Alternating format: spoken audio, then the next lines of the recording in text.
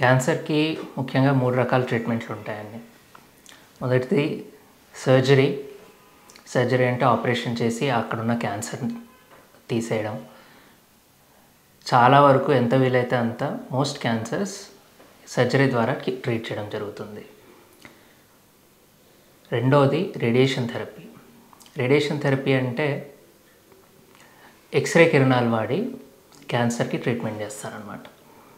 ఇది సర్జరీ తర్వాత క్యాన్సర్ మళ్ళీ రాకుండా ఉండడానికి వాడచ్చు. లేదా సర్జరీకి బదులుగా అంటే కొన్నిసార్లు సర్జరీ చేయడానికి వీలు పడినప్పుడు కేవలం రేడియేషన్ థెరపీ యూజ్ చేసి క్యాన్సర్ని క్యూర్ చేయడానికి వాడచ్చు. మూడోది కీమోథెరపీ. కీమోథెరపీ అంటే ఇంజెక్షన్స్ ద్వారా మనకి క్యాన్సర్ స్ప్రెడ్ని ఆపడానికి, లేదా క్యాన్సర్ మళ్ళీ రాకుండా ఉండడానికి, లేదా క్యాన్సర్ క్యూర్ స్టేజ్ దాటినప్పుడు సర్జరీ లేదా రేడియేషన్ వీలు పడినప్పుడు ఆల్రెడీ స్ప్రెడ్ అయినప్పుడు కంట్రోల్ చేయడానికి కీమోథెరపీ వాడచ్చు. అయితే మెయిన్గా రేడియేషన్ థెరపీ ఎక్కడ వాడతాం? సుమారు 60% నుంచి 70% వరకు క్యాన్సర్లు రేడియేషన్ థెరపీ వాడాల్సి వస్తుంది ఏదో టైంలో. ఐదర్ సర్జరీ తర్వాత రాకుండా ఉంచడానికి, లేదా సర్జరీ వీలు పడినప్పుడు కేవలం రేడియేషన్ థెరపీ ఇచ్చి క్యాన్సర్ని క్యూర్ చేయడానికి.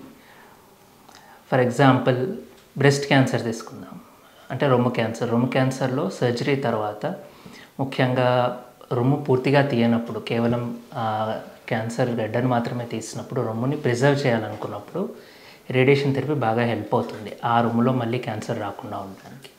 అలాగే నోటి క్యాన్సర్ కానీ, దవడ క్యాన్సర్ కానీ, ఇది ఆపరేషన్ తర్వాత మనకి మళ్ళీ వచ్చే అవకాశం ఉంది అనుకుంటే రేడియేషన్ థెరపీ ద్వారా వచ్చే అవకాశాన్ని తగ్గించవచ్చు.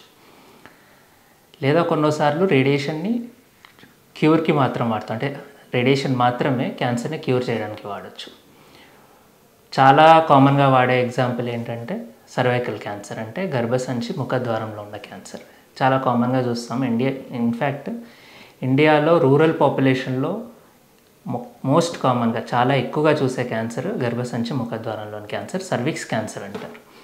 దీంట్లో మొదటి స్టేజ్లో మాత్రమే క్యాన్సర్ని సర్జరీ ద్వారా క్యూర్ చేయడం జరుగుతుంది.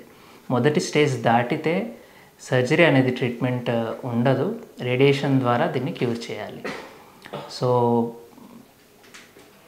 అదొక ఎగ్జాంపుల్ రేడియేషన్ క్యూర్ చేయడానికి వాడడంలో. ఇంకా కొన్నిసార్లు సర్జరీకి హెల్ప్ చేయడానికి వాడతాం రేడియేషన్ని. అంటే ఇప్పుడు మోషన్ వెళ్ళే ద్వారంలో వచ్చే క్యాన్సర్ ఉంటాయి, రెక్టల్ క్యాన్సర్ అంటారు.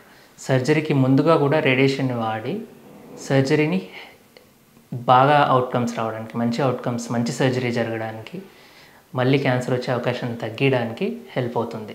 సో ముందుగా రేడియేషన్ ఇచ్చి తర్వాత సర్జరీ చేయడం జరుగుతుంది.